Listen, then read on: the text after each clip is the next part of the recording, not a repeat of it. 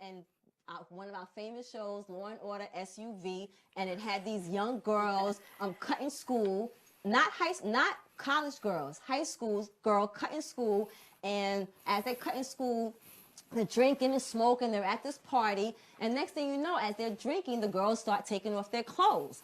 And I'm thinking, this is not the first time that I've seen this. And this is, again, freshmen and sophomores. These are not even juniors and seniors. So the first thing I thought about was, even though I don't want to talk about this topic affects my daughter, who's 14. Right. This topic affects my son, who's 19, in his second year in college, and at college parties, probably throwing some college parties because he live in a house with 12 other kids by himself. So you know they doing their parties. What kind of control that they're taking when the girls are behaving in such a way of drinking, and why can't you casually have fun, drink and smoke or do whatever without feeling like you have to take off your clothes? So with that being said, we're going to talk about the hashtag Me Too movement, but we're going to do it with a twist.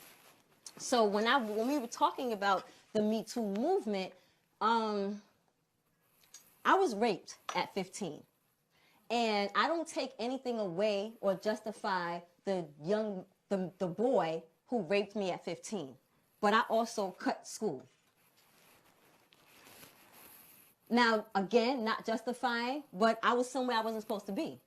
I'm cutting school, you know what I'm saying? And then once I got into the entertainment industry, which is where this silence got broken, 19 years old, I'm working, my first lead video, the director, who's a very famous director to this day, says to me at 19, why don't you come after the shoot and come have drinks? I'm 19, so I'm not even legally able to have drinks, but I'm not even thinking about this. I'm like, oh my goodness, the director invited me out. So I bring a girlfriend of mine out with me. It goes to, we're gonna go have drinks, but come to the hotel. Then it went to, after you got to the hotel lobby, we'll come upstairs before we go out. So I go upstairs. Now, directly, the incident doesn't happen to me, but the girl I brought with me, his assistant tried to rape her in the bathroom. Now, the turnaround to that is when I called my agent, who is also a famous agent to this day, her thing was, why'd you go? Wasn't, fuck him, why, let's report him, let's report them, why'd you go? The shoot was already over. Why you want to hold somebody, So again, I don't want anyone to think this is victim shaming. Right, but because it's not. But is there room for accountability in this scenario? Because today, to me, it's not about just creating the safe place. Right. Let's create no place. Because there are women that nothing ever gets said to them, or disrespect never happens to them. And I say that to me, rather than try to focus on correcting men, correcting boys, because you can't at the end of the day control what other people do. How do we now prevent, or how do we now, like I said, not just create the safe place, how do we tell our young girls to go maybe with that gut or that third eye, or even a situation like yours, which was kind of like to the left because you thought it was flattery in a sense at 15. Yeah, there's actually, once you brought this up, the subject, I had to dig in my memories, and I remembered something else that is part of the movement. So before, what she's talking about is I was in a group home whenever I was 15, and one of the staff members hit on me, and I actually was really flattered. I was a highly sexualized teenager, and I was like, ooh, he likes me. And I was game. I was totally game. But my roommate had saw that he had hit on me, and she was the victim of childhood rape. And she was like, hey, if you don't tell, I'm going to tell. So I only told because I thought if she told, I would get in trouble for withholding information. And I was actually kicked out of the group home the next day after telling, and he didn't lose his job. And I felt bad. I was 15, and I felt really bad because I felt like that's what I get. I shouldn't have told. And so later, I lived in another group home, and same thing happened. This older staff member hit on me, and you better bet I did not tell anybody. I went with it that time. And it was really good for my self-esteem, which sounds really messed up. But so something that happened just before this, before I went to the group home. So a lot of people think, oh my God, you lived in a group home. That sounded like that must have been a fucked up childhood. It was actually better for me to be in the group home than at home, because things are really bad at home. And for example, one night I was getting drunk. I was like 14, and I drinking out of pain. Something had happened, and so I was, drinking Mad Dog 20 and smoking blunts and drinking everything I could. Yeah, this was the 90s. This is the 90s. This is the 90s. Yeah. Yeah.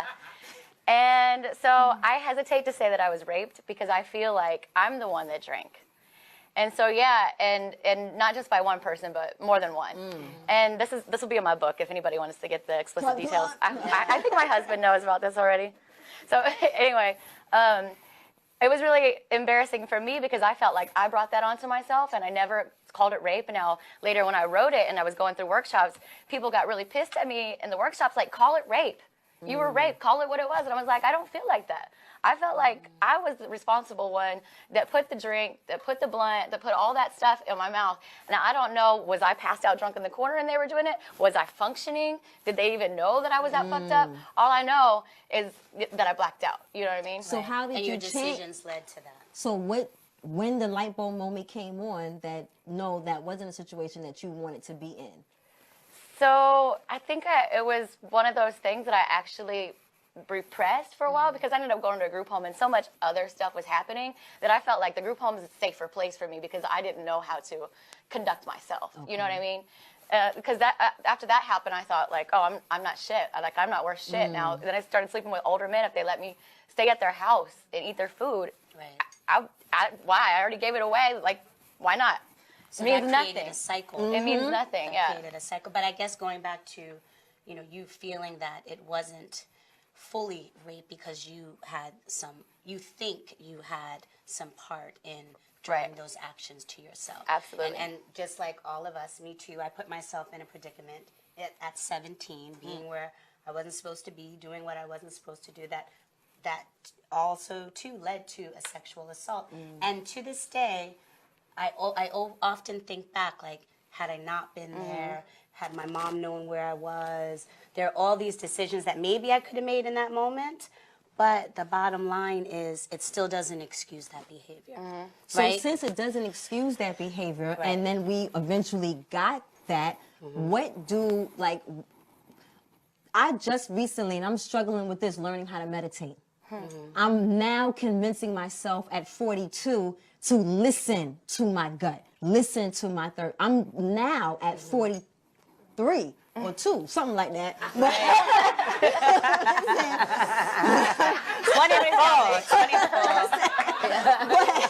But again, since we're about action and solid plans that help people move forward, how do we now, because we've gone through these incidents, we've now understand what it did, what happened, and what we did afterwards, our reactions or our interactions with men, the opposite sex. How do we now help the 14-year-old and the 15-year-old out there know or feel, or what should we, like, you have, your daughter's getting ready to go to college. I was just getting ready to say, literally Mm-hmm. just this past August, now that she's 17 and heading off to college, that was our talk, our big talk, about, sexual, the things that she was going to encounter.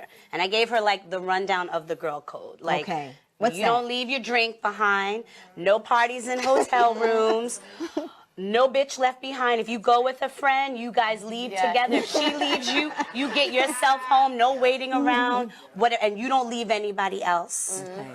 Don't put yourself in a predicament where you don't feel like you have control. And stay away from the lean. That whatever that shit is, like. So I work said with the lean? The lean. Yes. It's called lean. Don't drink lean.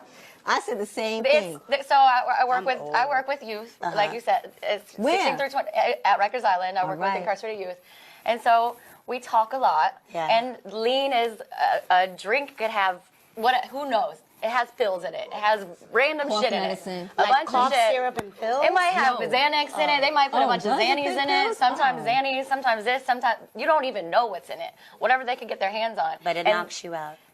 The kids, I don't know what the Are they I don't even know. I didn't even know what that They mix it with vodka, and it's all types of Are shit they mixed. drinking that in your school? No, be real. Yeah. Okay. You got some So honest everybody's drinking it, you're and it's in high really, school. really You're a that stuff is freshman like in high it blacks you school. out, and that's what they want. Like they they drink. A lot of the kids are You're like, not yeah, a I had a family, bad don't day, worry. or something was fucked up. Drinking out of pain, that's another thing. Don't drink out of pain. pain? Out of pain, like if you're trying to chase okay. I'm like, is this another thing like lean? Wait, But pain? lean I was like, there's a new drink called pain. but the kids, like, they want to But wait, lose the control. But They what want if to you're be out of there? But what if you're in a household where you have social drinkers, where your mom is drinking, your dad is And you see drinking, it as okay. and you have a drink? So if that's something that you're doing at 14, 15, it becomes a part of your lifestyle. Right. So how do you? So I think drinking socially, it's almost like how do we teach these young women Okay. to make decisions that will not place them in Bill Cosby's apartment by themselves. Like, what even gets you there in the first place? And the interesting thing is, you know, the idea that is the common denominator. When you look at like all the women that claim that he assaulted them, it's always like, you know, I met him in a hotel room. He said he wanted to talk to me about this. I knew it was just going to be him and I. So, like, is there any accountability on their part? But again, I go back to my agent. My agent's biggest thing, like, she taught us all how to do our own makeup so that we didn't have to rely on others. But she also taught us, like, once the job is done, the job is done. So that's why her beef was with me and not necessarily with the director. Because she was like, you know, I'm teaching you guys how to engage, because you have incidents where there have been women and men, because we can't act like that men are not also victims of predators. But how do we now, you know, is there a situation where we kind of, somebody says something to the left and right then and there we kind of look at them and nip it where they don't feel comfortable saying it again? Because what happens when we allowed something to kind of happen or chuck it off the first time? Like, we said that wasn't right, that felt funny, but we kind of was like, you know, like, how we let it go. And we let it go. And that's what rape culture is, right? Rape culture is, you know, it's sort of where sexual violence and assault, where it's normalized, right? In the media and sort of in our communities, when it's not, you know, sort of shunned, where, you know, Bill Cosby can still go out and make a movie after this. People are still listening to R. Kelly music. But no. But I have something to say. You know, okay, so Louis C.K., right? His shit came out, and he admitted, like, yeah, okay, I did this thing. I did ask the women. They were uncomfortable, whatever. So they stopped his show from coming out, this movie that was coming out. But yet, this is what just strikes me. But every day that I walk on my unit, I see Bill Cosby playing on the TV where my girls are. And I'm like, why?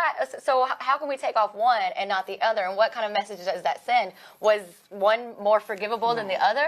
Like, I don't understand. Somebody brought that up even on social media, because when I, to this day now, watch The Cosby Show, I feel a little funny because I'm like, well, if this happened, well, not if, since this happened, I still think the programming he did was incredible. So there was someone else that said that just because someone's success in their professional career is great doesn't mean the success in their personal life is. So you could still have your own demons and not be justified and put great work. Because I think about the same thing with R. Kelly.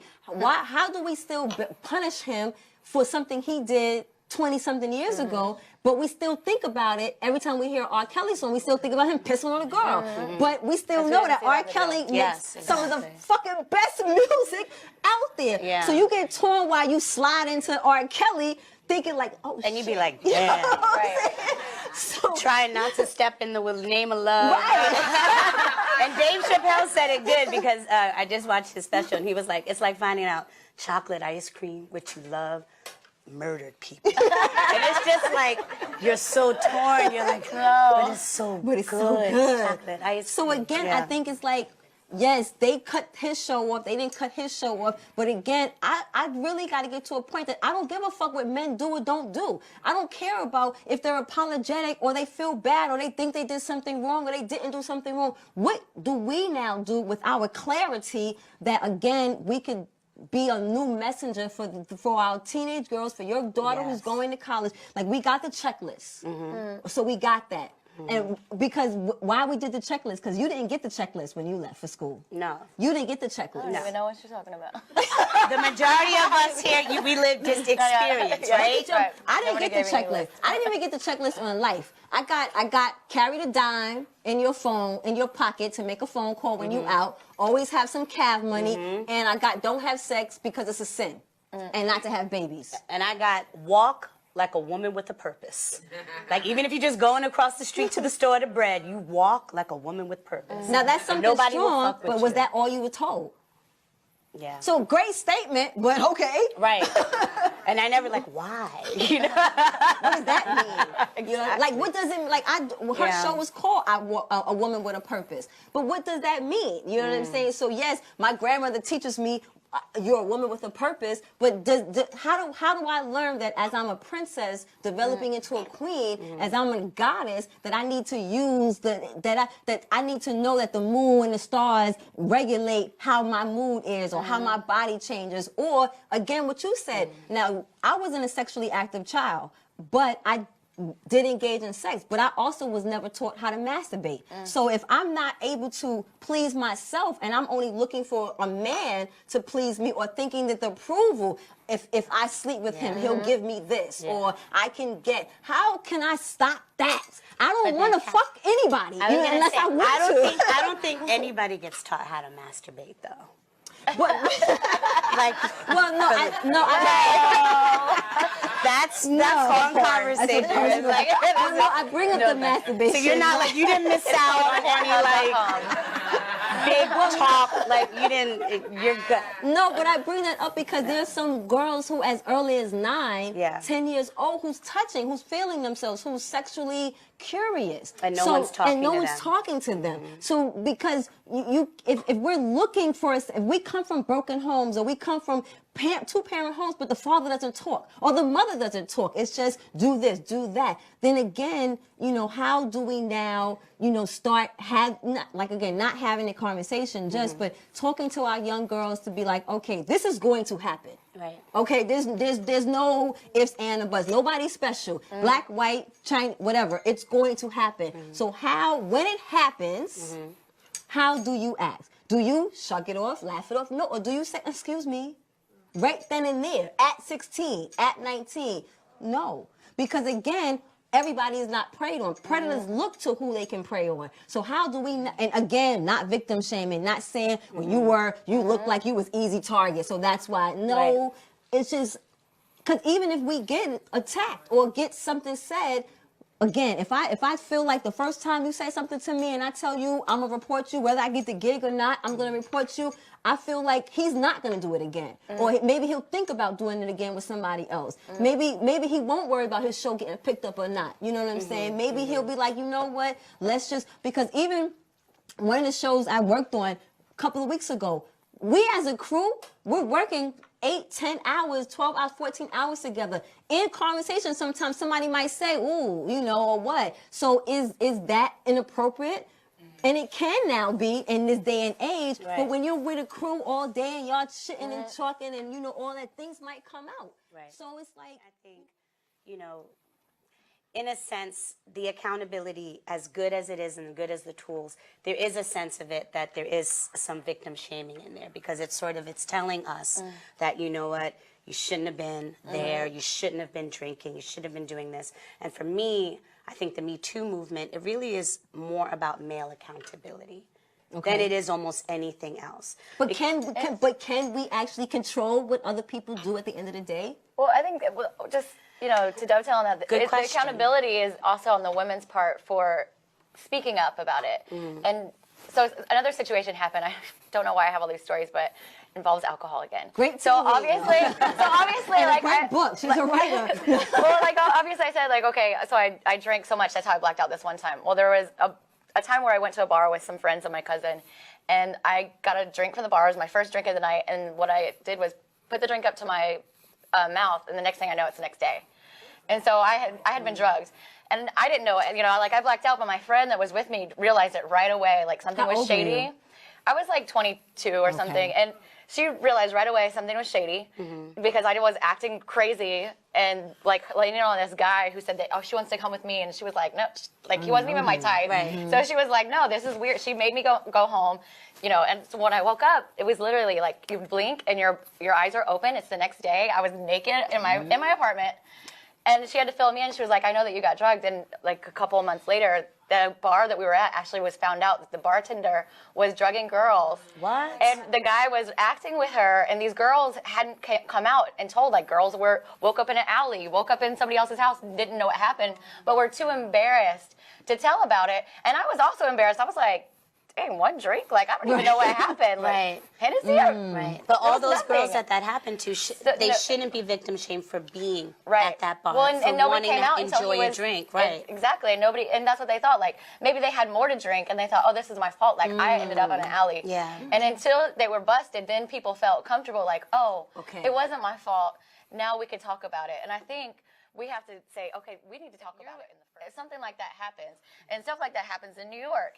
You know, they have these events where they bring girls out. They want to populate the place with girls, and they've been known. You know, several stories that happen in New York like this, where girls end up, you know, waking up in these situations, but they feel like, oh, that was my fault. Like, I shouldn't have been drinking, but really they were drugged. You know what I mean? And they blame it on. So do you say don't go out? Do you say don't ever drink again? Like, when you know, like, what your tolerance is, and all of a sudden you're 2 champagnes down and your face out, you know what? Right. So I think to say that, like, do have somebody with you always, and know, like, if your friend is acting fucked up, don't be annoyed and be like, oh, she's getting on my nerves, let me leave her. Right. Go with him if you want to go with him. If you know somebody is acting weird, like, chances are something could be happening. And I was really lucky that my friend was such a good friend. She forced me out of the place and went home with me. And that's a tool. No bitch left behind. Okay. Do not leave. Wait.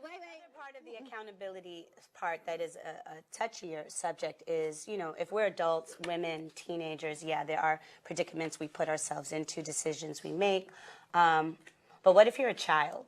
And what if you don't have control, you know, of decisions you make or who you're around, who you grow up with, sort of, you know, is something like the Me Too movement, like, can you really compartmentalize that? You know, and at what age does that start? Does that mean like 13 and under?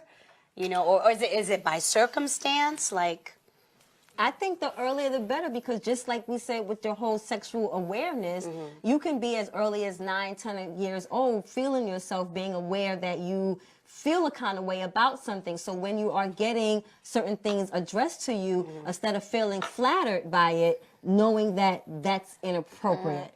You know, so I guess we have to have those conversations. But you mean a 9-year-old knowing that something's inappropriate? But if we tell the 9-year-old, she may not know it at 9, but then at 14, when it happens, if it happens, then maybe that seed that's been planted at 9 will register and say, wait a minute, this doesn't That's feel tricky, right. because that's almost like would teach that 9-year-old like body shaming, right? Not to be free, you know, or, you know, what we do to our girl children, and we over-sexualize a lot of, you know, children are over-sexualized in the media. And so that's a tricky thing, you know. So the mom who videotapes her little 4-year-old twerking, and the family thinks like, oh it's great, but sort of, you know, do those things go hand in hand? And I don't know if anybody's noticed this. My husband and I talk about this all the time. Shows are making pedophilia almost normal. What do you mean? It's in so many shows recently where it's like almost like every other show that we seem to watch, there's like something that happens, and it's become so normal. And just TV shows, it's almost like they're advertising it. And it's to a degree like older men with younger, you know, younger women, where they make it almost seem romantic in these shows. And we could go through a whole list of all these different shows that have come out in these last few years. And it's like again and again and again, we're like, damn, we thought we were going to see this one thing, and now all of a sudden we're watching another pedophile show. It's like, what, you know, and think about all the parents that are coming out, or the kids that are watching this too, and now, oh, this is normal, because, you know, as our culture is, we see things in TV, and we want to adapt them into our own life. Well, if you see this is happening all the time on TV, and it happens in your own life, well, hey, then it look, I'm normalizes special. it. Right. I'm like the girl in the movie, you know? And it desensitizes you.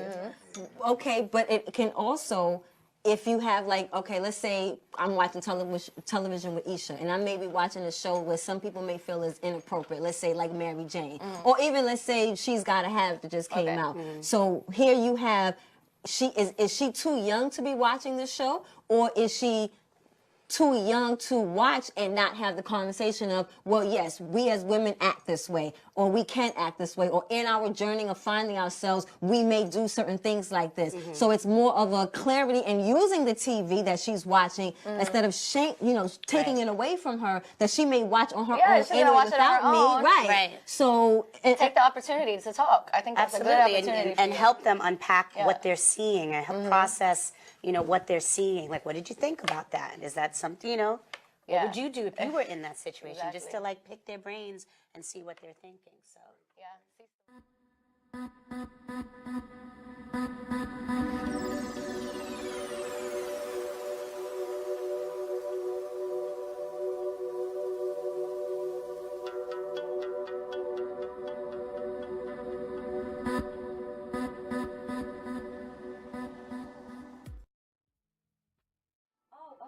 Because he was watching it. Ooh. And he wants to know why and if you're helping people when you do it.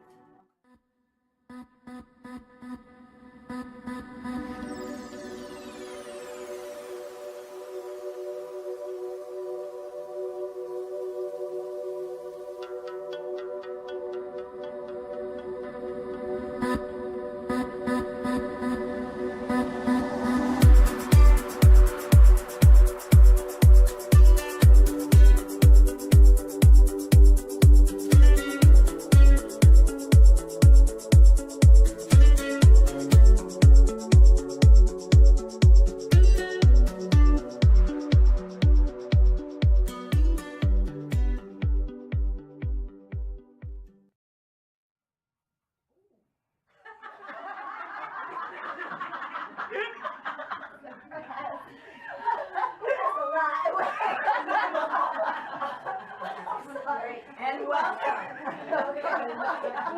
That was when I come back, lighting or something, and editing, that's on makeup. Okay. So we might want to tone that down. I know this is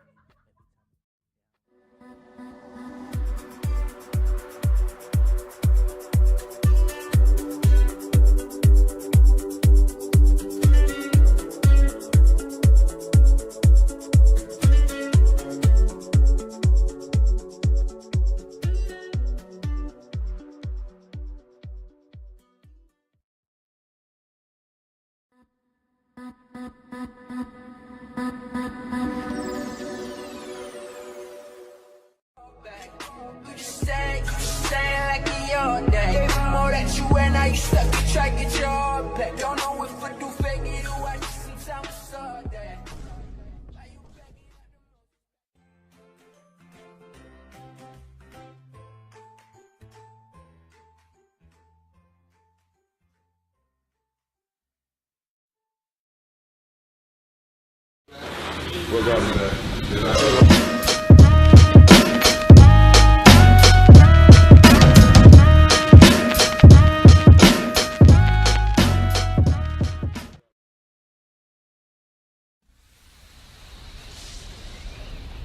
Welcome to Dining with Diplomats, the show that travels the globe without leaving town. Me out online. I need your help to build my YouTube page. Subscribe. Miss Kitty Rose 1.